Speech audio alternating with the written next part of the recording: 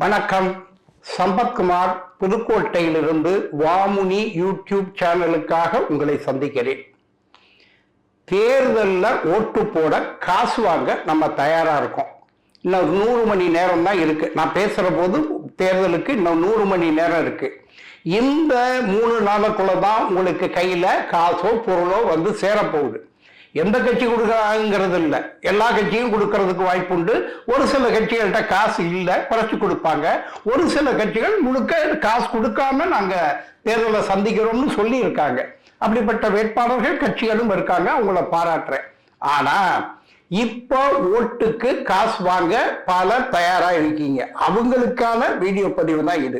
என்ன அப்படின்னு கேட்டீங்கன்னா, 500 கொடுக்க போறாங்க ஒருத்தர், 1000 கொடுக்க போறாங்க இன்னொருத்தர். இப்ப இந்த 1000 ரூபாயை நீங்க வாங்குறீங்க. எவ்வளவு நாளைக்கு இந்த 1000 ரூபாய் நிற்கும்? 5 வருஷத்துக்கு இந்த 1000 ரூபாய் உங்களுக்கு கொடுக்கப்படுது. 5 வருஷம். முதல் விஷயம், ஒரு மனிதனுக்கு 2 விதமான பொருள் உண்டு. ஒன்று உடைமை பொருள், இன்னொன்னு உரிமை பொருள். உடைமை பொருள் எது அப்படின்னு கேட்டா, நான் போட்டிருக்கிற இந்த சட்டை, ஏதாவது ஆபரணம் போட்டிருந்தா அது, வீடு, வாசல், நிலம், ஃபேக்டரி, கடை, இதெல்லாம் நம்முடைய உடைமை பொருள். இது எதை வேணாலும் யாரு வேணாலும் விற்கலாம், யாரு வேணாலும் வாங்கலாம். உடைமை பொருள்களை நாட்டிலே விற்பதற்கு எந்த தடையும் இல்லை. ஆனால் உரிமை பொருள் என்பது ஒரு மனிதனுக்கு அவருடைய தாய் தந்தையர், பெற்ற பிள்ளை, உடன் பிறந்த சகோதரர்கள், கட்டிய மனைவி, இது உரிமை பொருள். இப்படிப்பட்ட உரிமை பொருளை போலதான் ஒரு மனிதனுக்கு கொடுக்கப்பட்டிருக்கிற இந்திய நாட்டிலே வாக்குரிமை, பேச்சுரிமை, எழுத்துரிமை, சிந்திப்பதற்கு உரிமை, இதெல்லாம் அடிப்படை உரிமைகள். இந்த உரிமைகளை ஒரு நாளும் யாரும் விற்க முடியாது, இன்னொருத்தர் வாங்க முடியாது. ஆனால் இதை கடந்து 1000 ரூபாய்க்காக நம்முடைய வாக்கை விற்று விடுகிறோம். இந்த விட்டுட்டா என்ன நடக்கும் அப்படின்னா, உங்களுடைய அந்த உரிமை வாங்கப்பட்டு விட்டது. நாளைக்கு நீங்க போட்ட வேட்பாளர் வெற்றி பெற்று வந்தா அவர்கிட்ட எந்த குறையும் நீங்க கேட்கறதுக்கு உங்களுக்கு வாய் கிடையாது, உரிமை கிடையாது. எனக்கு தண்ணி கிடைக்கல, குடத்தை கொண்டாந்து ரோட்ல வச்சு போராடுறோம், ஒரு உரிமையும் உங்களுக்கு கிடையாது. 1000 ரூபாய்க்கு உங்க உரிமை வாங்கப்பட்டது. தண்ணி கொடுன்னு குடத்தை கொண்டாந்து ரோட்ல வைக்கிற உரிமை உங்களுக்கு கிடையாது. எங்க ரோடு ரொம்ப கெட்டு போச்சு, மழை வந்தா அப்படியே மிதக்குது, அந்த பள்ளம் படுகொலியா இருக்கு, நாங்க ரோட்ல நாத்து நடும் போராட்டம் நடத்துறோம், உரிமை கிடையாது உங்களுக்கு. அந்த ரோடு எப்படி போனாலும் இதை சரி பண்ணி கொடுன்னு கேட்கிற உரிமை கிடையாது. 1000 ரூபாயில உங்க உரிமை விற்கப்பட்டு விட்டது. எந்த ஒரு நன்மையையும் என்னுடைய தெருவுக்கோ, என்னுடைய ஊருக்கோ, என்னுடைய மாவட்டத்துக்கோ செய் என்று கேட்கிற வாய் உங்களுக்கு வரவே வராது. அந்த உரிமை உங்களுக்கு கிடையாது. யாருக்கு? 1000 ரூபாய் வாங்கி கொண்டு ஓட்டு போட்டவங்களுக்கு. இது ஒரு பக்கம். நான் முதல்ல சொன்னேன், உரிமை பொருள்னா மனைவி அப்படின்னு சொன்னேன்.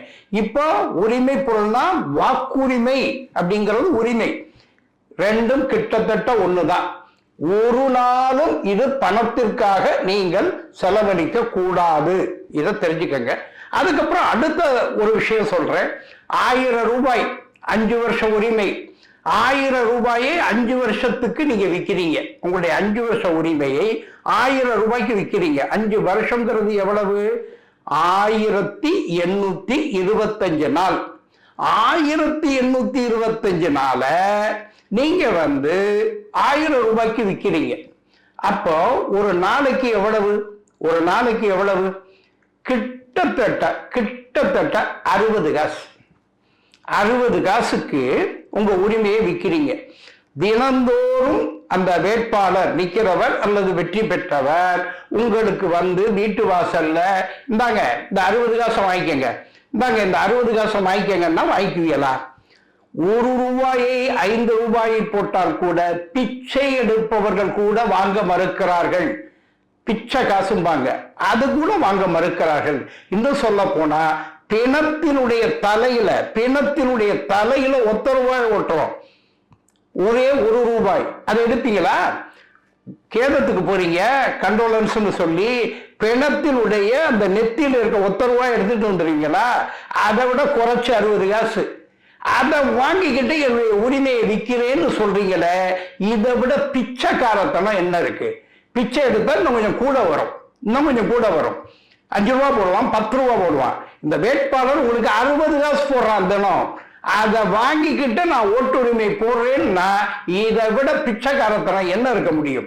அதனால யோசிச்சு பாருங்க, 1 பைசா இல்லாமல் ஓட்டு போடுறவன் தான் அசல் இந்திய குடிமகன்.